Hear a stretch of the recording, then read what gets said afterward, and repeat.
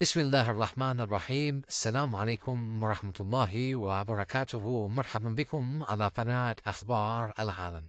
اليوم إن شاء الله تعالى لدينا نشرة إخبارية مهمة تتعلق بالشأن السياسي في التغطية المستمرة للتطورات العسكرية والميدانية والإنسانية الحاصلة في قطاع غزة جراء الحرب الإسرائيلية على قطاع غزة لليوم الثالث عشر بعد المئة. ابقوا معنا. إليكم عناوين نشرة الأخبار لهذا اليوم. لدينا الخبر الأول: لإنهاء الأكاذيب والمؤامرات، رئيس الشباك يدعو لبدء تحقيق فوري بشأن 7 أكتوبر. ولدينا الخبر الثاني: أول تعليق لنتنياهو على قرار محكمة العدل الدولية. وننتقل إلى الخبر الثالث لدينا: الأونروا دول جديدة تؤلف تمويل الوكالة بسبب الاشتباه في بروء موظفيها في هجمات حماس على إسرائيل. وننتقل إلى الخبر الرابع لدينا لهذا اليوم: حماس تنشر مقطع فيديو جديد يظهر 3 رهائن إسرائيليين في غزة. وفي خبر الخامس الأخير في النشرة الإخبارية لهذا اليوم: رؤساء وكالة المخابرات المركزية الأمريكية والموساد يعقدون محادثات حاسمة بشأن الرهائن مع وسطاء قطريين ومصريين.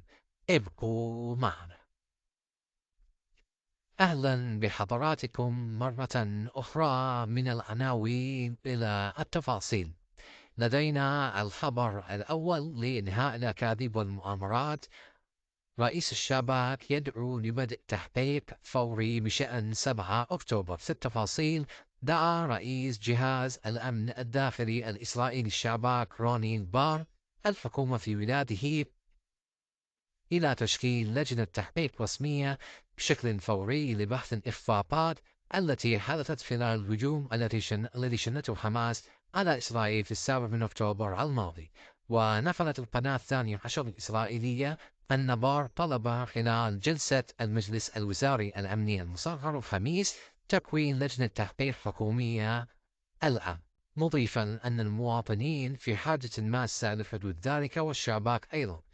وأضاف بحسب ما نقلته صحيفة تايمز أوف إسرائيل أن هذا سيضع حدا أمام الأكاذيب والمؤامرات، في إشارة إلى المزاعم بأن الهجوم الذي يصل إلى هذا الحد من المفاجأة ويتجاوز جميع الدفاعات كان بمساعدة خيانات من داخل البلاد. وننتقل إلى الخبر الثاني لدينا: أول تعليق لنتنياهو على قرار محكمة العدل الدولية. في أول رد على الأمر الذي وجهته محكمة العدل الدولية لإسرائيل الجمعة بمنع أعمال الإبادة الجماعية ضد الفلسطينيين وبذل المزيد من الجهود لمساعدة المدنيين، قال رئيس الوزراء الإسرائيلي بنيامين نتنياهو إن تهمة الإبادة الجماعية الموجهة لإسرائيل في محكمة العدل الدولية هي مشينة. وأضاف في بيان باللغة الإنجليزية نشره على منصة إكس إن مثل كل دولة لإسرائيل حق أصيل في الدفاع عن نفسها، مضيفا أن إسرائيل ستفعل كل ما هو ضروري للدفاع عن نفسها. واعتبر نتنياهو استعداد محكمة العدل الدولية لمناقشة مزاعم الإبادة الجماعية ضد إسرائيل وصمة عار لن تمحى جيلا بعد جيل. وتابع أن المحاولات الدنية لحرمان إسرائيل من هذا الحق الأساسي هو تمييز صارخ ضد الدولة اليهودية وقد تم رفضها عن استحقاقه. وننتقل إلى الخبر الثالث لدينا: الأونروا دول جديدة تعلق تمويل الوكالة بسبب الاشتباه في بلوغ موظفيها في هجمات حماس على إسرائيل. علقت مزيد من الدول الغربية تمويل وكالة غوث وتشغيل اللاجئين الفلسطينيين الأونروا في غزة على خلفية اتهامات إسرائيلية بظلم عدد من موظفي الوكالة في هجمات حماس على إسرائيل في 7 من أكتوبر تشرين الأول الماضي. وتأتي الخطوة التي اتخذتها بريطانيا واستراليا وإيطاليا وكندا على خطوة أمريكية سابقة في أعقاب إعلان الأونروا يوم الجمعة فصلها عدد من موظفيها وفتح تحقيق في القضية.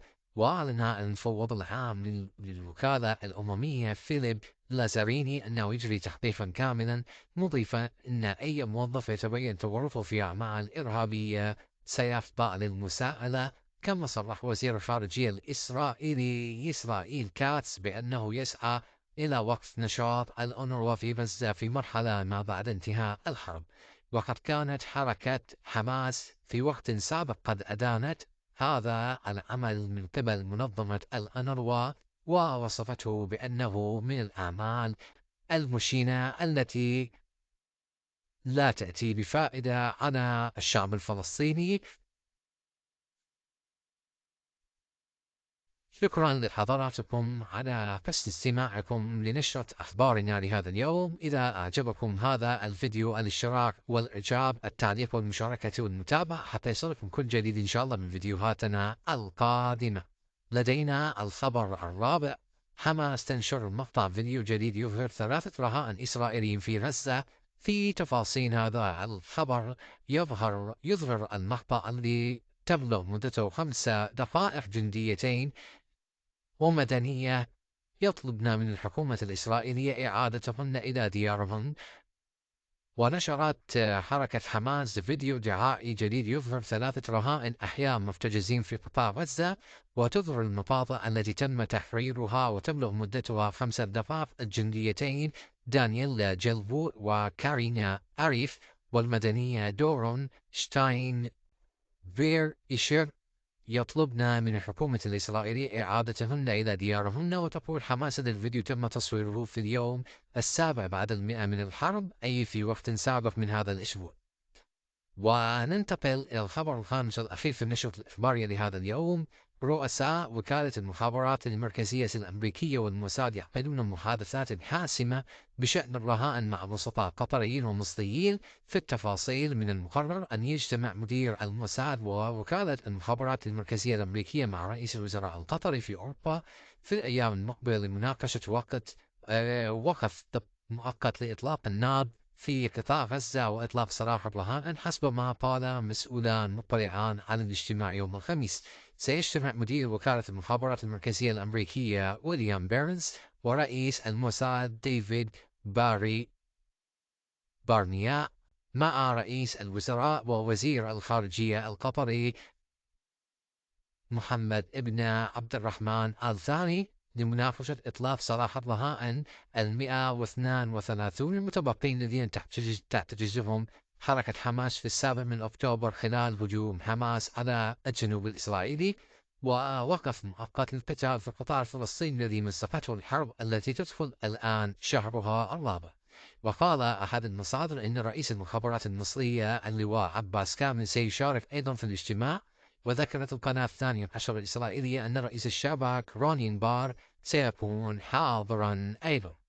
شكرا لكم على استماعكم للنشرة الإخبارية لهذا اليوم. إذا أعجبكم الفيديو الاشتراك والإعجاب، التعليق والمشاركة والمتابعة حتى يصلكم كل جديد من فيديوهاتنا القادمة. وشاركونا آراءكم واقتراحاتكم في مربع التعليقات. وشكرا لكم ودمتم السلام عليكم ورحمة الله تعالى وبركاته.